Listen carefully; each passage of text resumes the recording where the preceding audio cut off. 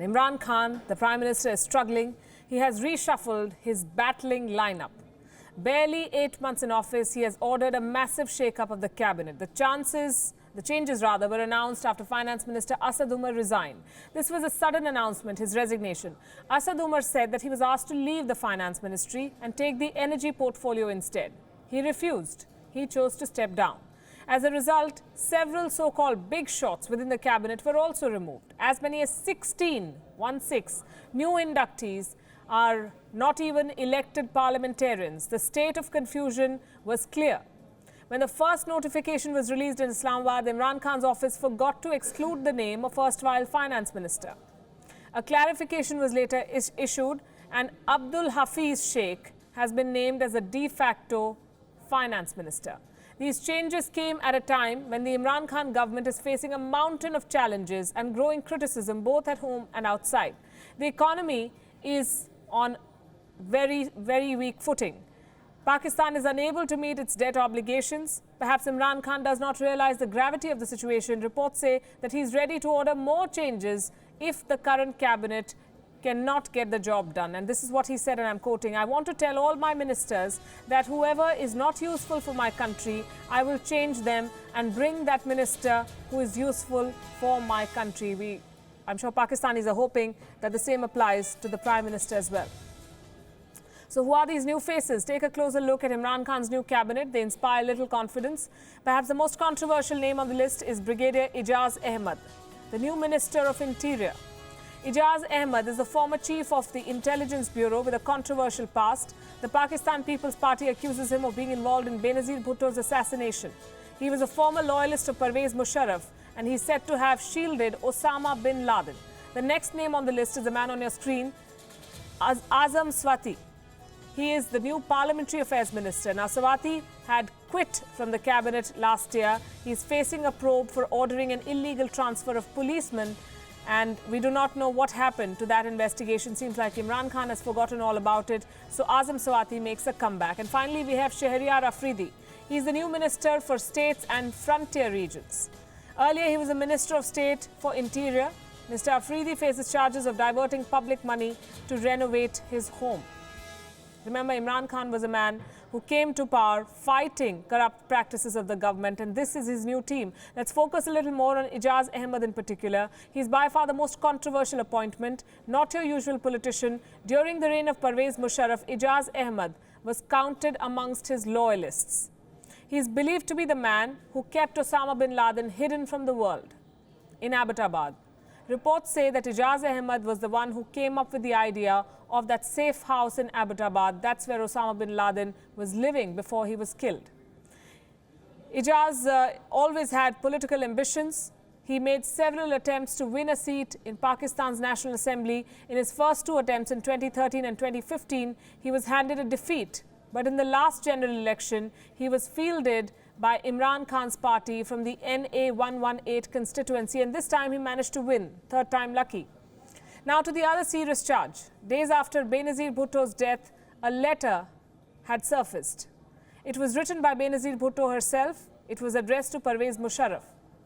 In this letter, she accused this man, who's now a minister in Pakistan, of hatching a conspiracy to kill her. With this appointment, Imran Khan has awarded yet another man who harbored terrorists. This is the Naya Pakistan, just a case of old wine in a new bottle. According to India's Home Ministry, the almonds have been regularly finding their way into Jammu and Kashmir through the LOC trade via Pakistan. Indian investigating agencies have found that most of the almond traders are closely associated with terrorist organizations like Hizbul Mujahideen.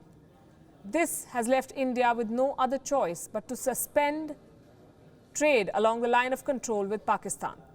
The government will be revisiting the issue of resuming trade after stricter measures and systems are put in place to address the matter. In the meantime, the move is expected to hit a very unlikely part of Pakistan, the kitchens. Price of tomatoes have been increasing by the day in that country, and now with India stopping trade, it is expected to get worse. India's tomato exports to Pakistan fall from 368 crore rupees in 2016 to 10,000 crores in to 10,000 rupees rather in January this year. That's how steep the fall has been. The prices of the humble tomato have nearly tripled in a year now in Pakistan. In addition to this, trading of 21 items like red chili, mangoes, herbs and dry fruits will also be hit.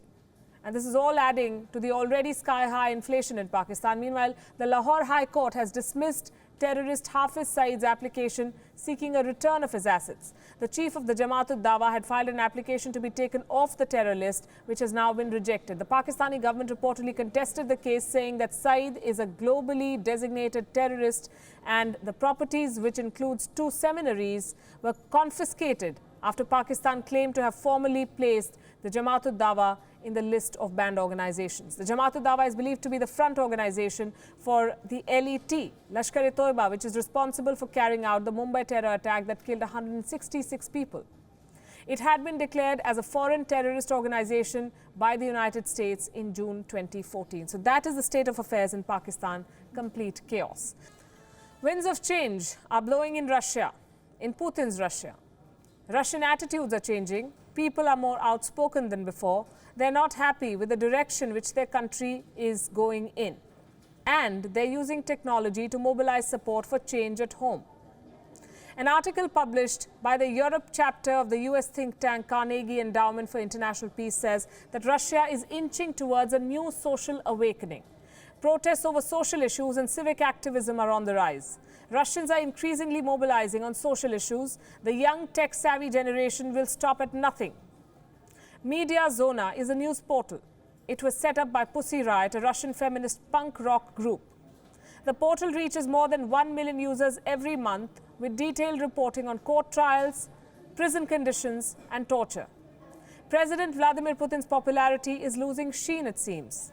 Trust in his presidency has hit a 13-year low, according to this survey. A poll published by the independent Levada Center pollster says that the share of Russians who think that their country is going in the wrong direction has grown to a high of 45% of the population. People blame their president, Vladimir Putin, for rising costs of living.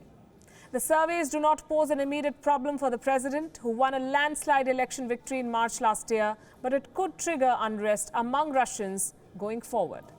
In the year 2015, when Donald Trump started his campaign for presidency, most observers dismissed the run as a PR stunt. Cut to 4 years later, Donald Trump is perhaps one of the most ridiculed persons in the world. Trump's run for presidency was marred by controversies. The hush money payments may have been discussed more given the scandalous nature, but the bigger issue has been the Mueller report. Yesterday, a redacted version of the special counsel Robert Mueller's investigation was released. It was a probe into Russian meddling in the US election. Now, this report is more than 400 pages long. Is it politically damaging for the US president, or is it a clean chit? Donald Trump has made up his mind. For him, it certainly is a clean chit. And they're having a good day. I'm having a good day, too. It was called No Collusion, No Obstruction. There never was, by the way, and there never will be.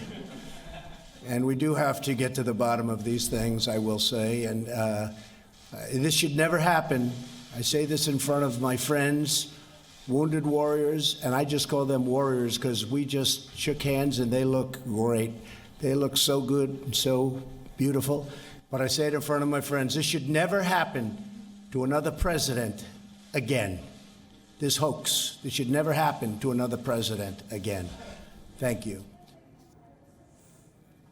Donald Trump has already departed for Florida for the Easter holiday weekend, and he's branding it as a big success. But in less than a day of this report being released, Donald Trump has gone from calling the report a total exoneration to total bullshit.